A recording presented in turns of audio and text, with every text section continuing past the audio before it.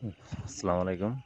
দেখেন, সকালবেলা খুব সকালে আমি ওইটা দেখতেছি কিছু কিছু মানুষ মাছ মারতেছে।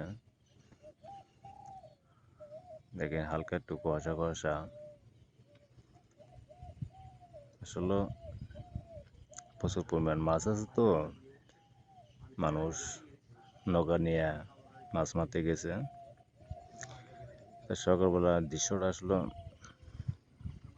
এই মুহূর্তে আমার কাছে ভালো লাগতেছে। সুন্দর বাতাস, হালকা। রাত্রে প্রচুর গরম গেছে, বোঝা যাইতেছে না তেমন।